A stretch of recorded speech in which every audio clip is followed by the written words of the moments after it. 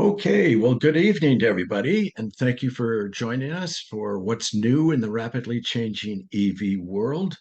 Um, I imagine we have a number of people that are very familiar with EVs, but some that aren't. So we're gonna cover the whole range, and this is a world that's changing rather rapidly. What uh, what we'll do is I want to cover some EV basics for those that are new to EVs. Um, but and then I'll talk a little bit about what's changed, and then I want to get into the major issues that uh, folks who have not purchased EVs are concerned about. We'll get into that a little bit and talk about that. And then we're very fortunate to have four EV owners that will talk about their experiences. We've got a wide range, some folks that have bought new cars, used cars, and one of our examples is somebody that discovered how safe an EV is. And after we hear from them, we'll have a chance for some questions and answers, and then I've got a closing, at the end. So these are the four people, and um, I'll talk a little bit more about each of them when we get to that portion. But Tom's there with his Ford Mustang, Tracy and Michael with their Hyundai Ioniq 5. Kathleen and her husband just purchased a used Volkswagen e-Golf, and Davina's got her second Model 3 because the first one was broadsided by a truck. So we'll hear more about that.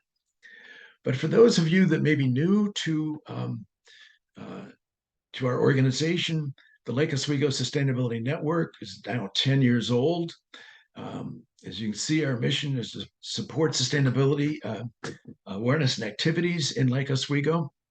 Over the years, we've had a variety of action teams looking at things like water and energy and work in the schools, in the city. And in the last year or so, we've particularly focused on climate change and the idea of electrifying everything. And so that's why this seminar and why we have our big event coming up on Saturday. And we've also been fortunate to have a good variety of partners in the community that are supporting this with active examples and supporting the work we're doing. And I can't say enough about the sponsors. We really opened things up this year, and we have a wide range of sponsors that have allowed us to um, uh, publicize uh, our event on Saturday very broadly. Hopefully, most of you received a postcard at least, and maybe you've seen the posters around. So we're very thankful to them, and most of them will be um, at the event, and you'll be able to talk directly to them. Um, if you have questions, use the Q&A um, on Zoom, and you can find that either at the top of your screen or at the bottom. You may have to move your cursor to have it pop up. We've disabled chat, um, partly because we want all the questions to be in one place, and it's a little easier to manage when we use that. So you just click on it, just type in your question, and when we get to that portion, we'll bring them up and answer each of them. And I want to take a little poll here. Let's pull this up. So take a minute, and we have three questions here. If you don't see the third one, it's down at the bottom. Good, we're starting to get some answers.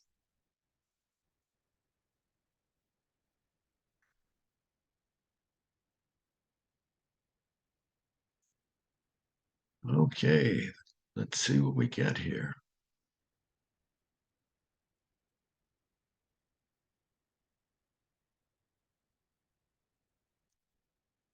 Great.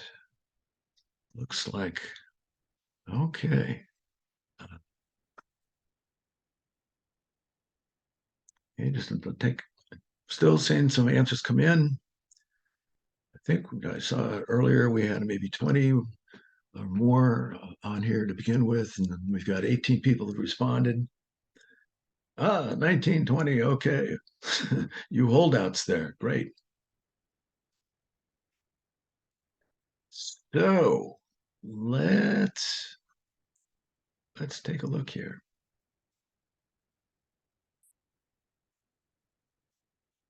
So, in terms of sharing the results here, you can see the first question was, do you own an EV? And about a little less than half of you do. The other half, no. Are you considering owning an EV? And 75% uh, said yes. A few said no. One person said no, and a few not sure. And then I added another question. Let's see if you got this one answered. Oh, well, good. A large number of you have ridden in an EV, and uh, although I don't know if you EV owners noticed, but the idea was not to answer this if you own an EV because we know what the answer to the question is.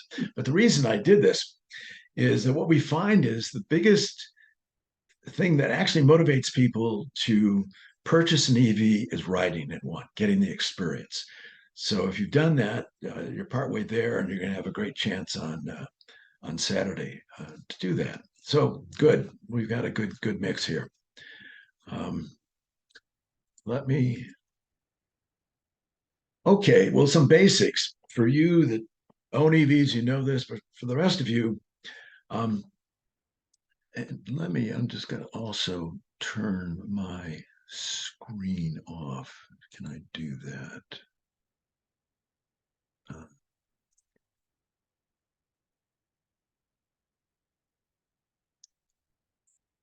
there. Okay.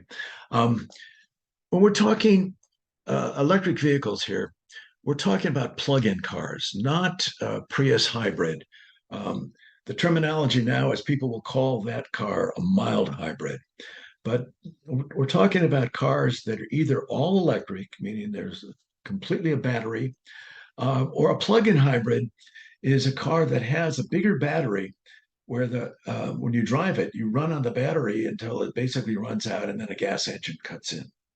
And plug-in hybrids initially were very popular because the range in pure EVs was small.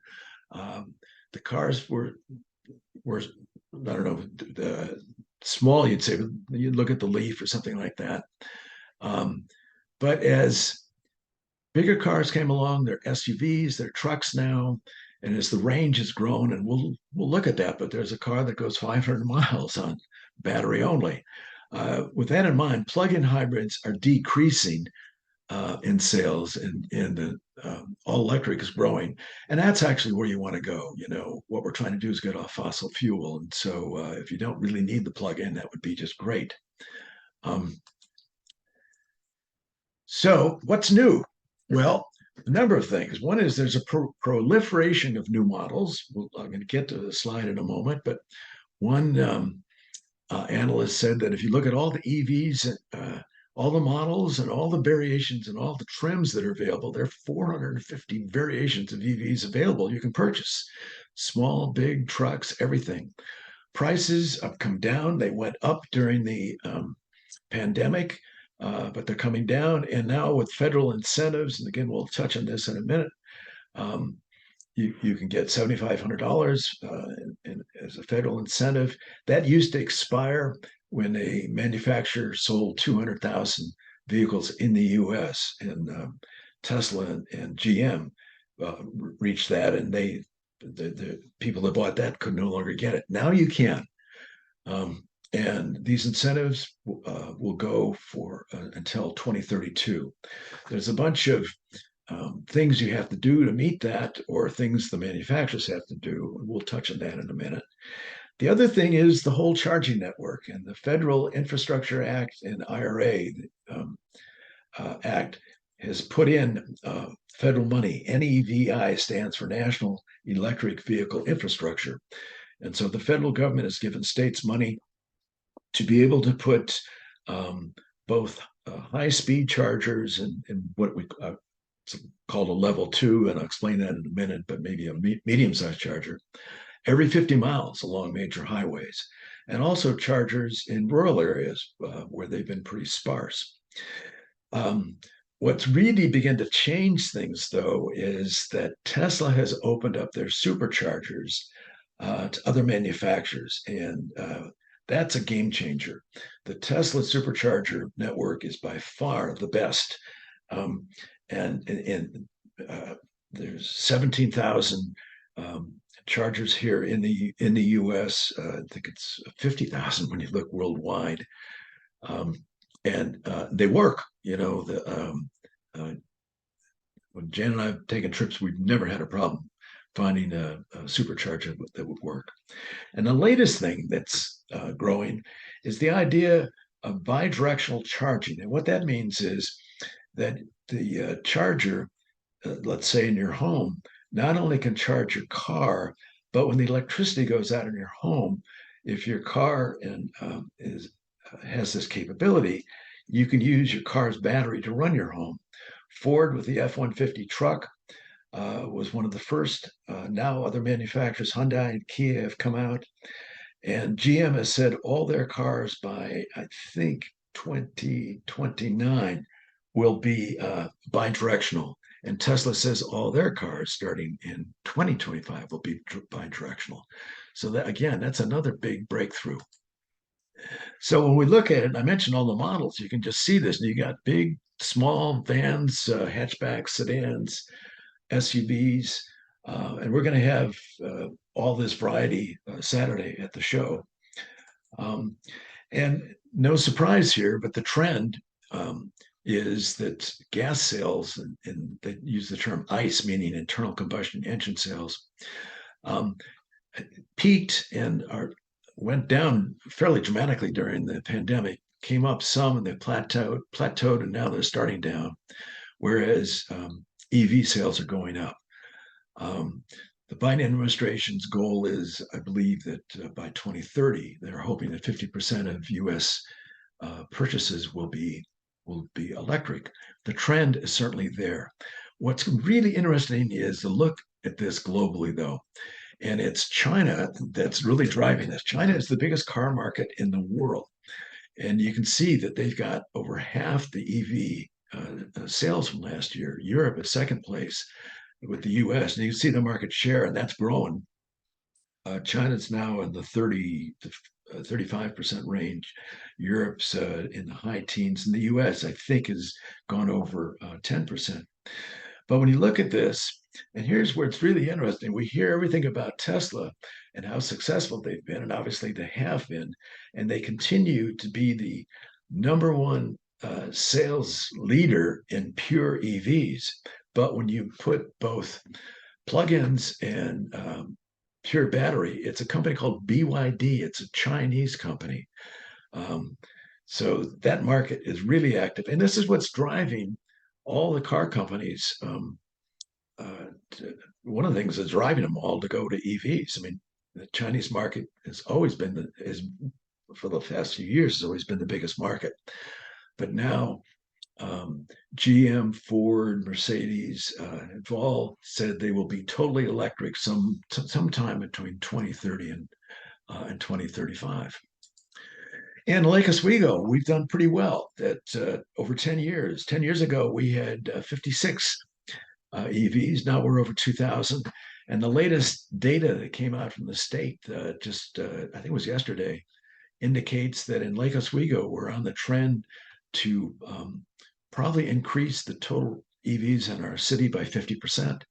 In other words, from 2,000 to 3,000 if that trend holds up.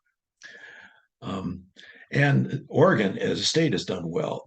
EVs represented 16% of total car sales in Oregon for the first quarter of the year, second only to California. Well, what's driving this in part are the financial incentives. And as I mentioned, the federal tax credits have been restored and extended. There's also now a 4,000 tax credit for used EVs. It gets a little complex because it depends on where your car is manufactured. It needs to be manufactured in the US to get this. There's a certain percentage of the materials in the batteries that need to come from approved suppliers, and that changes. So if you're looking at a particular car and you're interested, will your car qualify at what level? Go to fueleconomy.gov and you can drill down and find out exactly what the requirements are. And then on our website, and I'll touch this at the end, the first link on our webpage gives you an opportunity to put in the zip code here, and you'll get a list of all the cars available that you can purchase here in Oregon, and it'll tell you at what level of tax credit you can get.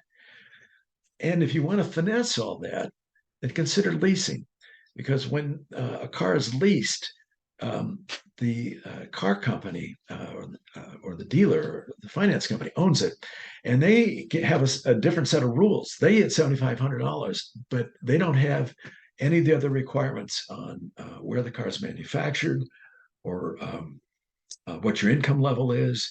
So some of the foreign car manufacturers that intends to build here in the U.S., but it's going to take them a few years to do it, are offering leasing, and you can get the $7,500 off that right away. So that's one way. The state of Oregon has a $2,500 rebate, and for lower to moderate income, there's another $5,000. That program has been so popular, they ran out of money on May 1st. So we'll have to wait until after the first of the year to get that, but that's another great benefit. And then PGE and other folks are offering rebates, like PGE offers rebates on EV chargers. That's decreasing next month, but they also support panel upgrades, and the Federal Inflation Reduction Act, the IRA, gives money for panel upgrades. So there's a lot of money going behind this, supporting it. So the question is, well, why doesn't everybody own an EV? Well, there could be a lot of reasons, but these are the three biggest ones. Cost, everybody thinks, well, these are cars only for rich people. Range anxiety, how far can I go before the car runs out of electricity? And even if it goes reasonably well, reasonably far, will there be a charger available, and will it work? And the latter is a very good point. There's a number of chargers out there that are not working. And you can imagine you pull up and plug it in and you can't charge. So let's look at each of these. In terms of the cost, first of all, the average EV is 53,000. 53,000. The average gas car is 48. That's a $5,000 difference. That's an average. And when you look at the range here, the Chevy Bolt, which is a 5-passenger car, goes 259 miles. When you put the federal tax credit, you're down to 19,000. That's not too bad. And the Nissan Leaf that was one of the first EVs to come out. The range isn't quite so far, but they're pretty close here. And I put the Tesla Model 3 up here, partly because when it first came out, the goal was to hit 35,000, and with the federal tax credit, you're under that. But Tesla is refreshing this, and there are a number of Tesla models, new cars available at discounts, and you can go to Tesla's website and search the whole country. And owning a Model 3, we got ours in 2018. I would say look at those earlier models. Frankly, I think they're as good, in some cases even better, than the new refreshed model. So when you look at the cost of a new car, new EV, it's not that bad. But there's used cars. And here it gets even better. You can see you can get a Leaf for under 10,000, 7,400, or a used Chevy Bolt, the earlier models, for 13,000. And the other thing to consider is it's not just the purchase price, it's what are you going to spend over the lifetime of this car? And the average EV operating cost is 70% less than a gas car. Part of that is electricity costs a lot less. You can see here 3 cents a mile versus gas, 14, maybe it's more now. And the maintenance on a pure electric car is zilch. There's no spark plugs, there's no EV bolts, there's no oil changes. And basically on our EV, all we do is rotate the tires every 5,000 miles. AAA says the average maintenance on a gas car is about 1,200. So you can see this, and in my mind, that makes these economical right now. Well, what about range? That has been an issue in the past, but you can look up here, and Maybe you don't want a Lucid Air, but that car goes over 500 miles. The Tesla Model S is 405. The trucks that are coming out, the Rivian SUV and the truck itself are at 400. And you can go down here, and these are all 300 and more. So there are a number of cars available with good mileage. The Ford Mustang Mach-E, Tom will talk about that a little bit later. But what about charging?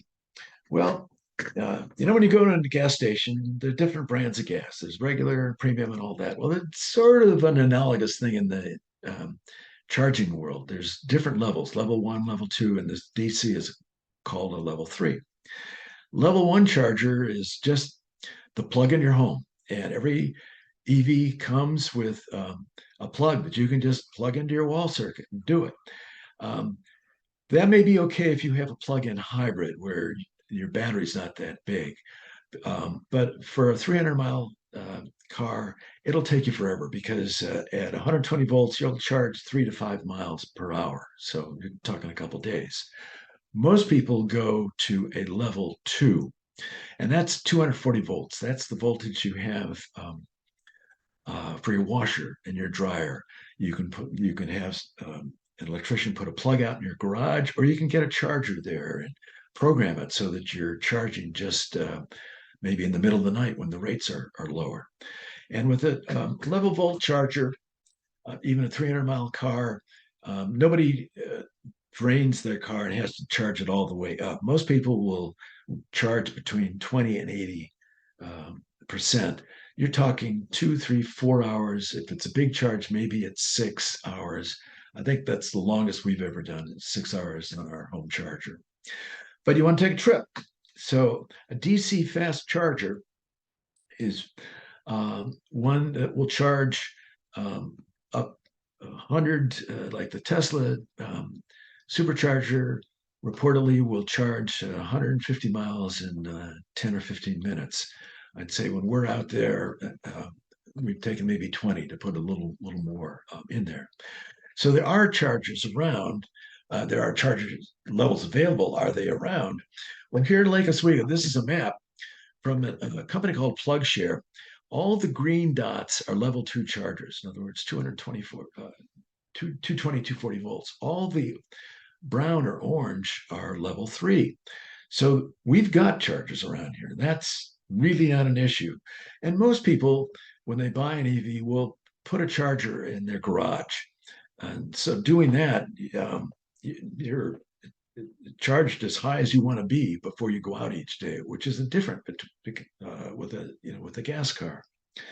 But what if you're taking a trip? And I've referred to this a little bit.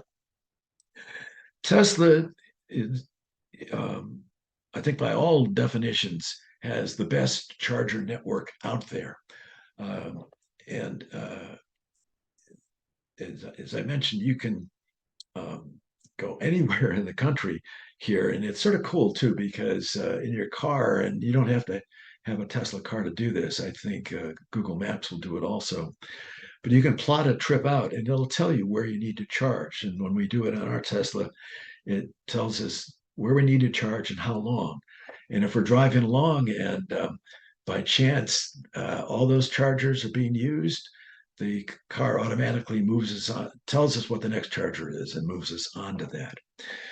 The game changer occurred in March, when the CEO of Ford was driving back from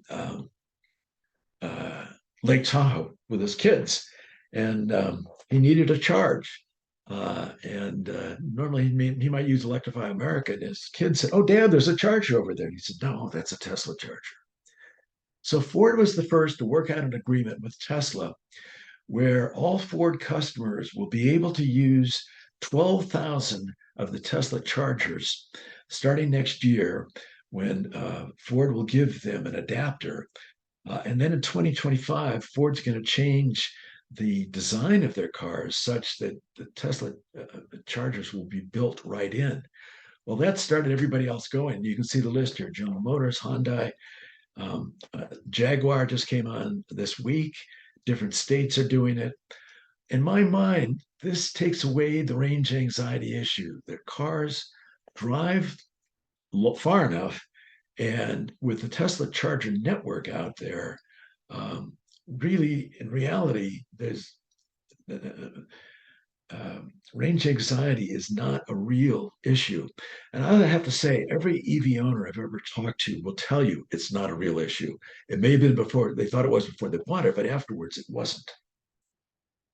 So let's talk to each of our owners. Uh, we're going to go, Tom's going to talk about his Mustang. We'll come on here, and I'm going to stop sharing so we can get full screen. And after that, we'll go to Tracy, Kathleen, and Davina. So, Tom, it's all yours. Okay, well, thank you. And that's a great introduction. And there's just two things I want to add here. You know, the move to the opening up the Tesla superchargers is really a game changer, because that is the best network. And when it comes to cost, there was a Ford owner that has the same car I did. It did an analysis, and they calculated they basically spent about a third of the cost and saved $2,400 a year in fuel costs of charging versus getting gas. So anyway, let me go back. I have a Mustang Mach-E. And before you wonder about a Mustang EV, of course, the Mustangs are famous muscle cars. And let me tell you that the similarity between an original gas muscle car and a Mustang Mach-E is basically the name and the taillights. There's not a whole lot of similarity. The Mustang Mach-E is a compact SUV. It's fairly large, fairly roomy, and it's an electric car. That being said, it does have tremendous drivability, tremendous speed, and is a great fun car to drive. So this is the third car my wife and I have, for third EV. So we started out with the original Leaf at about 100 miles and moved to a Leaf version with 200 miles. And those were great for around town. The vast majority of our driving we do, whether it was commuting or doing errands or taking a trip out to the gorge to hike, or maybe a trip to Eugene, we could do with that car. On the other hand, we leased both cars. And the reason why we leased the cars is because of the rapidly changing technology. And after late last year, when our Leaf came up, we realized the lease was going to come up soon. We decided we needed a new car. That being said, that we like to ski. We like to go to Central Oregon and ski at Mount Bachelor. We like to ski at Mount Hood. So we drive a lot in snow and wintry conditions. And we also have a pretty long trip to get to Central Oregon. It's about 200, almost 200 miles to get there. So our Leaf really couldn't do it. It was a rear-wheel drive car that wasn't designed for snow and didn't have the range. So we decided when the lease came up, we were looking for a car, this time to buy something because we want to keep for a long time. We looked at a car. For one, it had to have all-wheel drive. All-wheel drive, of course, for the snow. Secondly, and that's what our Volvo has. Our Volvo car is what we've been using for snow driving. It's a gas car. Secondly, we wanted a range of 300 miles so we could get over to Central Oregon. Now, you may wonder, why 300? You only need to go 200. Well, when you start adding on things like cargo boxes on top, cold winter driving, etc., mountain driving, the range will drop. So we need about 300 miles to get over there. So when we started looking at cars, besides the Tesla and the Rivian, Rivian's very expensive. Tesla, for various reasons, decided not to get that. The longest range all-wheel drive car was the Mustang Mach-E California Route 1. There are 4 trims for the Mustang Mach-E, and we got the longest one with all-wheel drive. And we have driven it over to Central Oregon, and we didn't have to do any charging, and it was great. And one of the things I really loved about the car is if you drive up over Santiam Highway, you know that it's a 2-lane windy road a lot of the time, and you may need to pass slow-moving cars. And then when we went out to accelerate, the car could accelerate about twice as fast as the Volvo, which is a pretty fast car. And so it was significantly easier to drive, both the cornering and getting around passing, because the acceleration, like almost all electric cars, is extreme, much higher than most gas cars.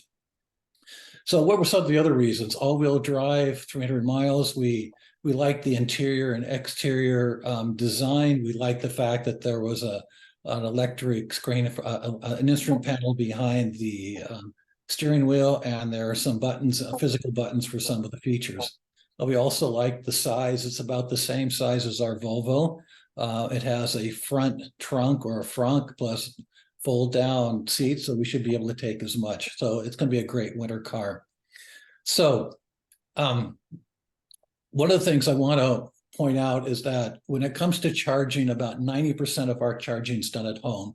So one of the advice I give to people looking at EVs is make sure it really is useful to have a place of dedicated parking that you can plug your car in. You don't have to charge every night. Usually you might have to charge just a couple of times a week, but you really need to install that level 2 charging, as Duke was talking about, because level 1 charging is a little too slow. The other thing is make sure you really know what you want to do with your car. Is it just to drive around town? Then that's different than if you want to go up skiing. You don't need an all-wheel drive car, or you don't need as much range. The last thing about buying Ford Mustangs, you can go on their website and order, but also there are a lot of cars in the lots right now. You can go and check out the cars. You can test drive them. I recommend test driving them. And that is actually one reason why we bought the Ford Mustang, because there are several Ford dealerships that we can take the car in for service. And that's actually, we bought it one of the dealers, and we can go into basically any Ford dealership around the country and get it serviced. So with that, we've really loved the car. It drives great. I can go to Eugene and back without charging, go to the coast and go over to Central Oregon. It basically does everything we want to do. And our Volvo gas car is not getting much use these days. Great. We're going to have a Landmark Ford's coming with Mustang Mach-E on Saturday. So for anybody that wants that, that's a great opportunity. Okay. That's actually where we purchased our car from, was Landmark Ford. It's only 2 miles away. If I need service, I can leave the car there and walk back home. Great. Okay. Well, Tracy and Michael, give us your story. Okay, so we've been EV owners since 2011. We got a 2012 Nissan Leaf, which we had for 10 years, and we loved it. We charged home overnight, so it was always ready to go in the morning. After 10 years, we sold it to a neighbor. The battery still had good capacity. We had no problems with it. We spent very little on maintenance. So in 2021, we started looking for a new EV, something with more range. We researched a lot of cars. We finally chose the 2022 Hyundai Ioniq 5. So I was attracted by its efficiency, its quick charging, unique look, and a real dash behind the steering wheel. We chose the rear-wheel drive because it had 50 miles more range than the all-wheel drive. And we had heard that in Northern Europe, people had no problems in the winter driving with good snow tires and the rear-wheel drive Ioniq 5. So far, so good. So we love the car. It's comfortable and quiet. It's fun to drive, nimble and responsive. It accelerates smoothly and quickly. And when you take your foot off the accelerator, it immediately starts decelerating. So I feel really in control when I'm driving it. Plenty of power for the hills and merging onto the freeway. It's also roomy enough to sleep in the back with the seats folded down. So we have car camped in it. No range anxiety. It's rated at 303 miles. But on warm days, we've commonly gotten 350. On the cold winter days, it's closer to 275. That's kind of normal. We are getting some free charging with Electrify America for 3 years, and a number of the automakers are offering similar types of deals. So lucky for us, there's an Electrify America across the street from the Safeway where we shop on 4th Street. So we plug it in, go do our grocery shopping, come back, and the car is all charged up. So with the fast charging stations, we can charge from 10 to 80% in 18 to 25 minutes. So this has been great. So we're very happy with our electric vehicle. So the electric home and vehicle fair this Saturday is just an excellent opportunity to see many EVs up close and talk to owners like Tracy and I. And you should sit in the EVs and check out the seats and the interiors. And of course, the best way, which you mentioned, was to really to ride an EV. And it should be nimble, comfortable, and quiet. Tracy and I will be there with our 2022 World Car of the Year, the Hyundai Ioniq 5, and we look forward to seeing you there. Great. Okay. Well, Kathleen.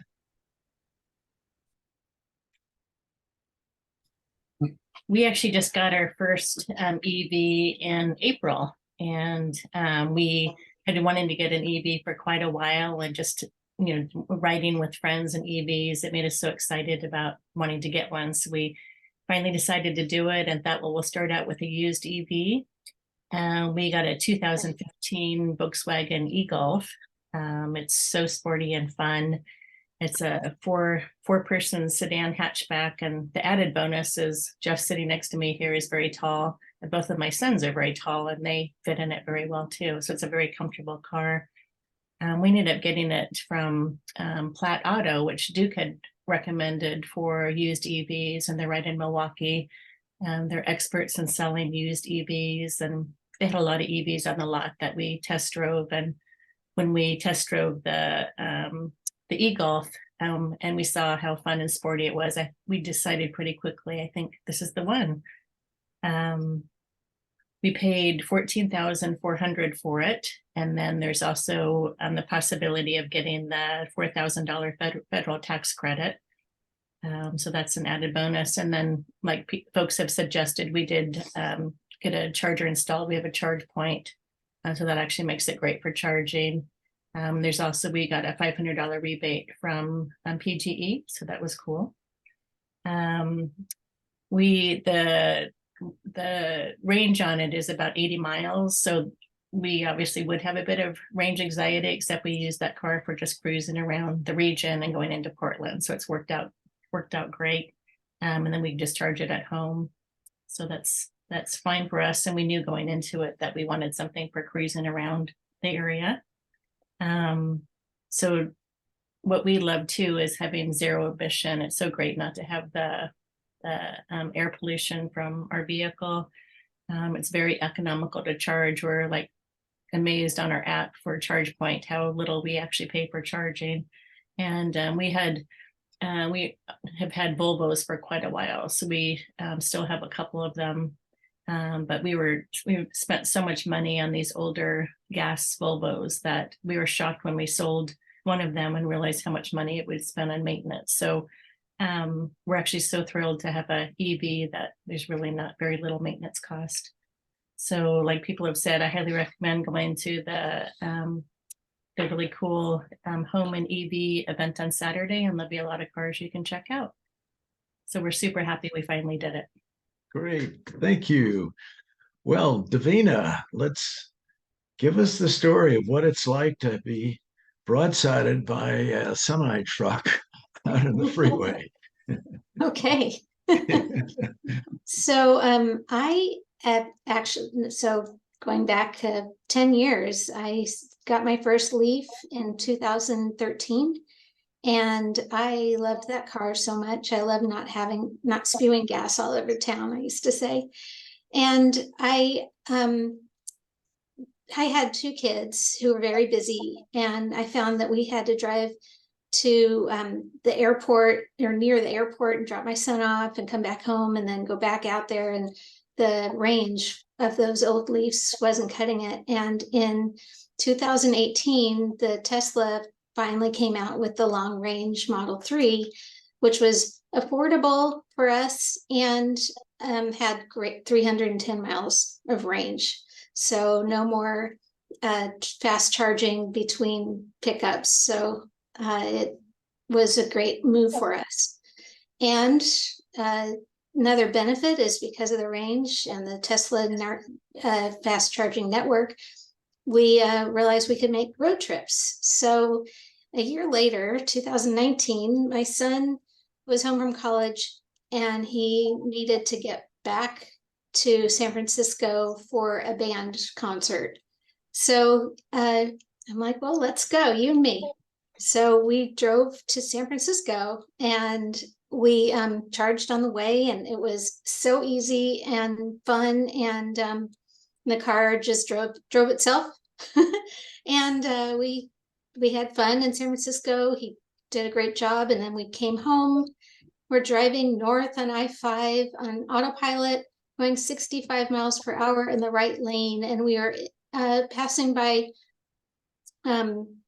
Medford, and when all of a sudden a semi-truck drove into our our left quarter panel in the back.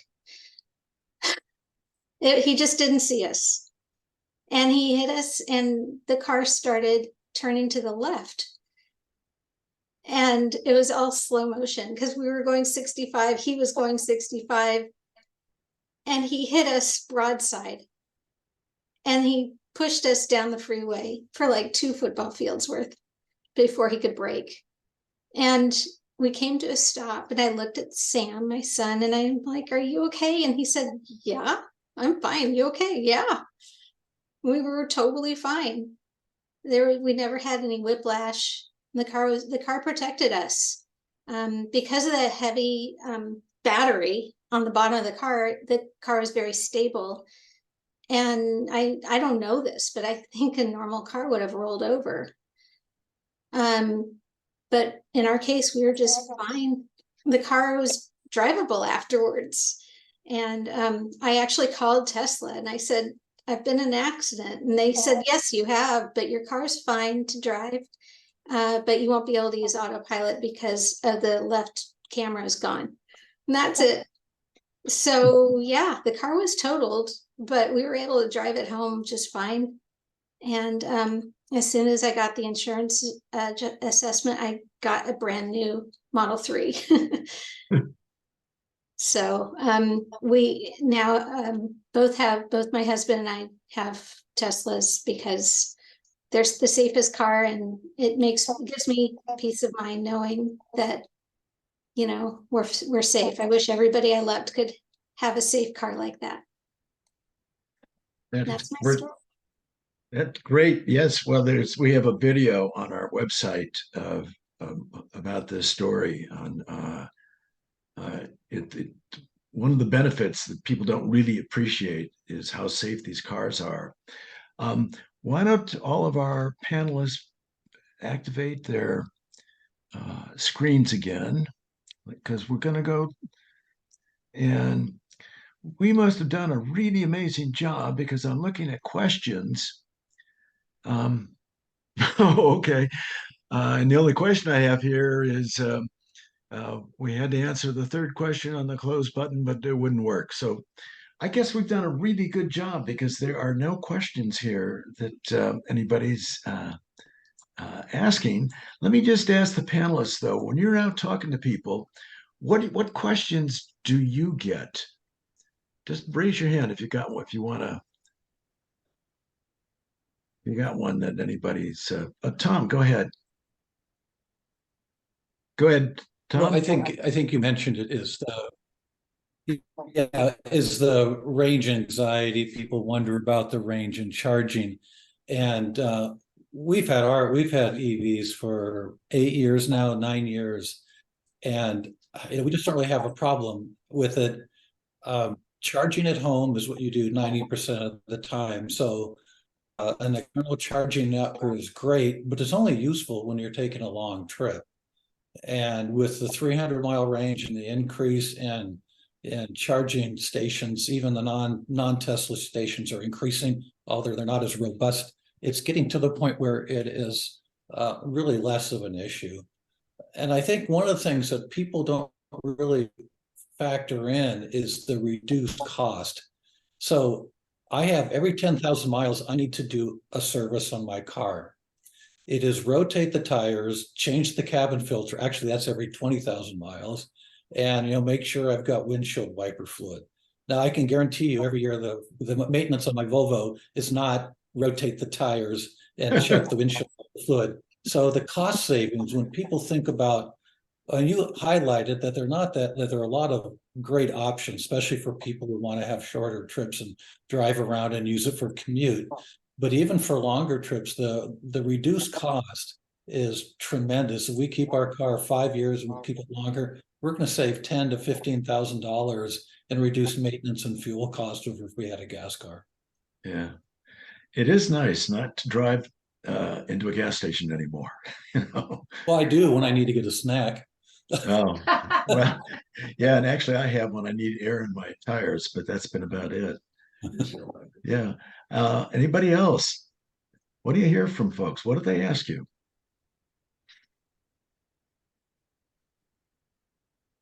They love your car. I hear from people, Go ahead, Mike. people ask, I had somebody today ask me if electric cars were really environmentally better than gas cars. And the answer to that is, of course they are, but there are people out there that will argue that because of the manufacturer of the batteries and the cars, that they aren't environmentally friendly, but that's just not true.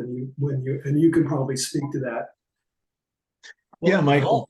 I'll comment on that because my wife Dorothy does a lot of work in this sort of field and sustainability, and it's really clear that most of the pollution is from the maintenance and operation of a vehicle, not the manufacturing.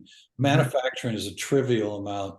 It's the operational, whether it's generating electricity or whether it is gas, is that the environmental issues of manufacturing are dwarfed by the environmental degradation by actually running a car. Now, if you were in an area with 100% gas, all your electricity was generated by coal, then maybe you could make that argument. But in the Northwest, Duke, you might correct me on this, I think we have about a third of our power at PG&E is renewable, hydro, solar, wind. So a lot of the electricity that's generated to charge our cars is a renewable source.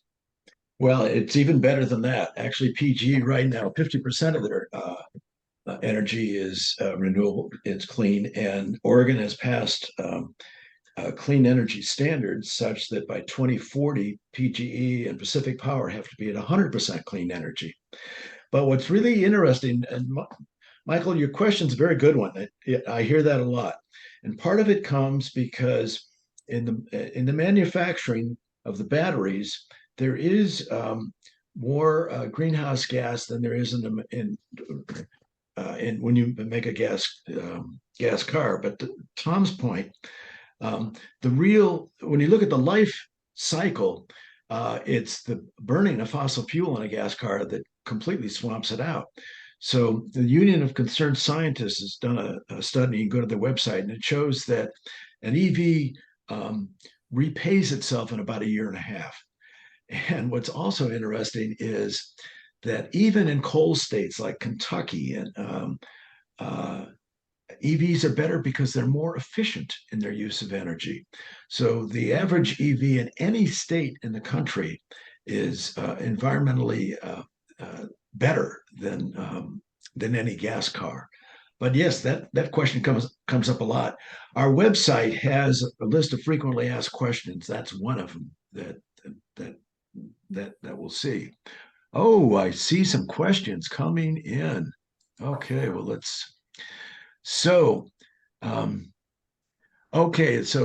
Michelle Grove says, you mentioned that PG is reducing their charger rebate. Can you provide more detail? All I can say is I got an email from PG a day or so ago, just giving a heads up that they were going to start, I think, to ramp it down in October. I would say go to PG's website because they do have information about their rebates and see what they're specifically saying. But I can't tell you any more than that.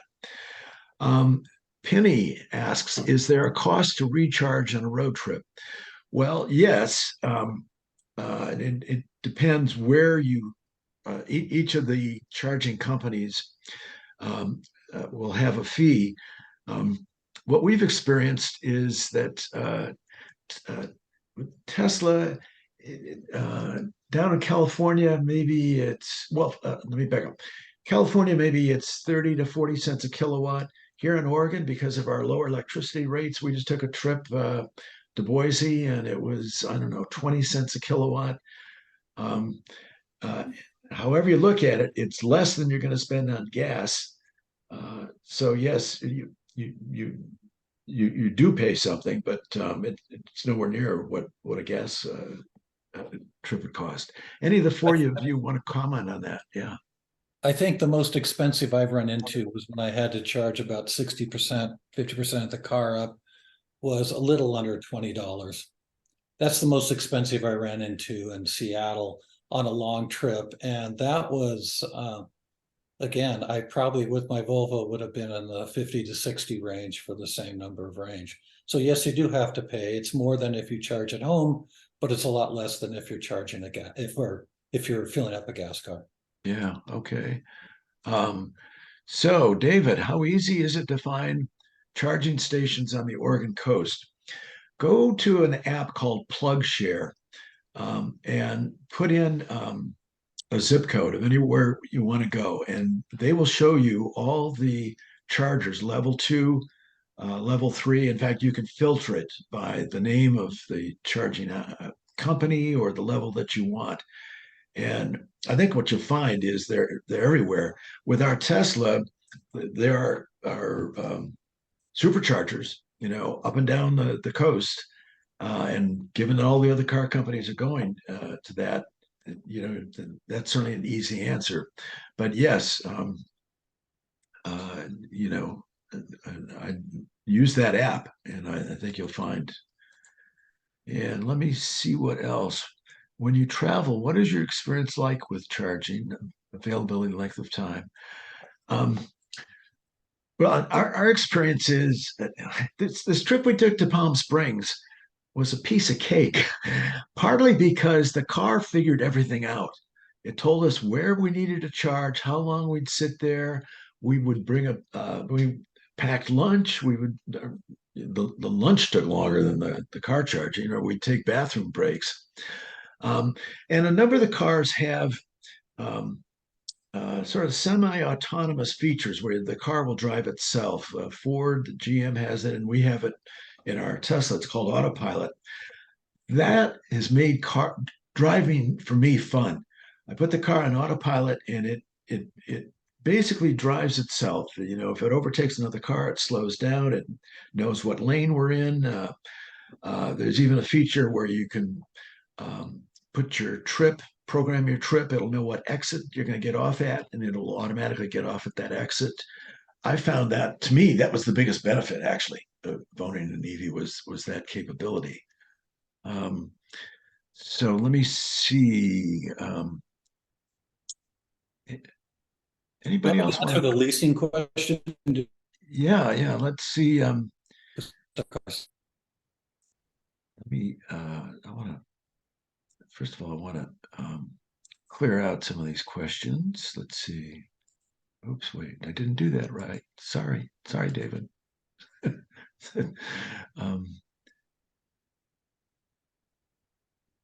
There's a question on leasing. Somebody asked, how does leasing work? How does leasing work? Yeah. Well, when you go to the dealer, you can talk to them about their leasing program. But what you can and you can also look up on I'll tell you what just flashed through my mind. This website again on our website.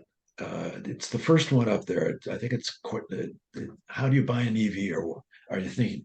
It'll give you the option to how much it would cost if you paid cash, how much if you borrowed money, or paid it off on time, or if there's a leasing option available, and it'll tell you what the lease cost is. Leasing basically works is that there's a down payment you put in the car, and then the dealer has an idea of what the car would be worth in 3 years. So then they will figure out monthly payments that would take it down to whatever that value is. Those monthly payments would be less than if you were buying the car. But of course, the difference is at the end of 3 years, you've only rented the car. However, most manufacturers, Tesla won't do this though, will let you buy the car after 3 years at whatever that price is. And Tom, you leased, I think, from Yeah.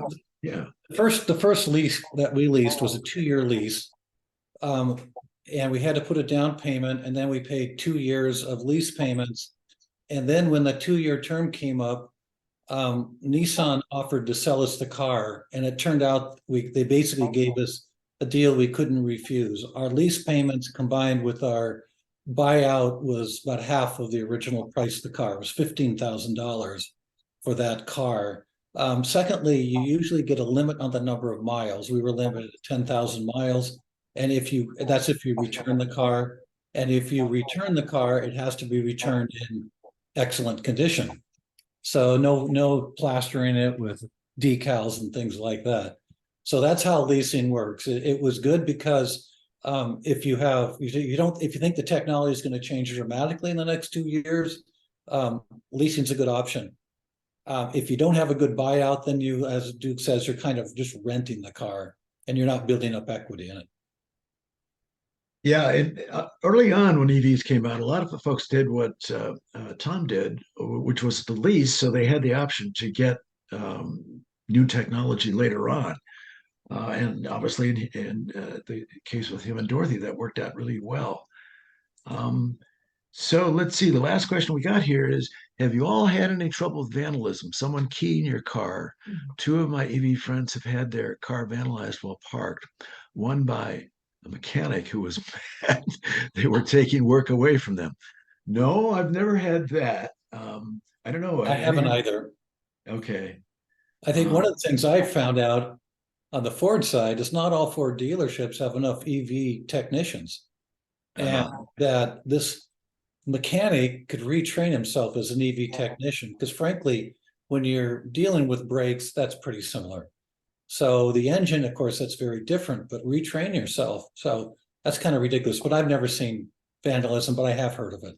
Yeah, yeah. I have too. I mean, our Tesla has a Sentry mode where the cameras are turned on when the car is vacant. And there's some great YouTube videos of people coming and keying a car, and the owner was able to figure out where it happened, when it happened, and with the videos, and many times take it to the police and catch people. So there are some options, but yeah, I've not heard of it around here. Well, I have also heard of some vandalism of some of the chargers too. yeah, yes.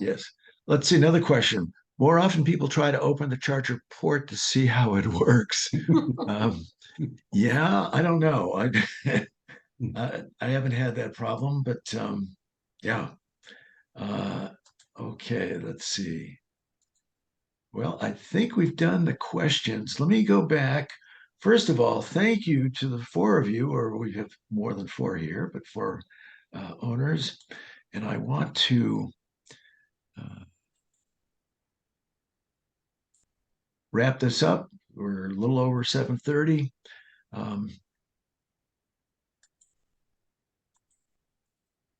So here are the benefits. We haven't even talked about this, but really this all got started because of the government got behind it because of the benefit of zero emissions. And it's not just the climate, greenhouse gas, the health emissions.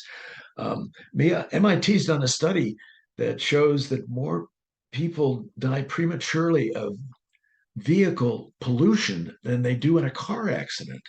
So just buying an EV helps us locally with air emissions. We've talked about the economics of these things. Davina's got a great story on the road rage, on the safety. And with the outage that's come up, Tracy and Michael have that capability in their car.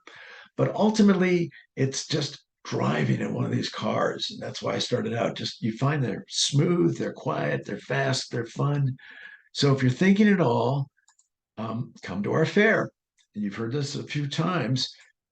Here's the range of cars that will be there. And we have 9 dealers. They're going to have 15 cars. We have 30 people signed up with different EVs. The dealers all are offering rides, so you'll have a chance. I would point out one really unique car here. That's the Fisker Ocean One. There are only 5,000 of these that were made, and one of Jan's friends just took delivery on Sunday, so she's bringing her car. It's the only one in Oregon. The only one in Oregon. And we're doing more than just EVs. Just electrifying your whole home makes sense. We want to get off fossil fuel. And so it's putting in heat pumps and solar. And so inside the church, we have talks every half hour.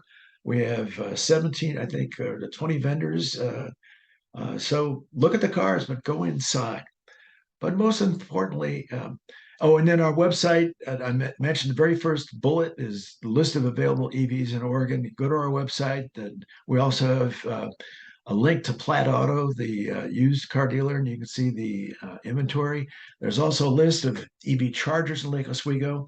Turns out we have more EV charger stations in Lake Oswego than we do gas stations, and then frequently asked questions. So most importantly, though, thank you for coming. And tonight, spending time with us. This is being recorded. I hope it is. Yes. Okay. And we hope to see you at the fair. So good night and thank you very much.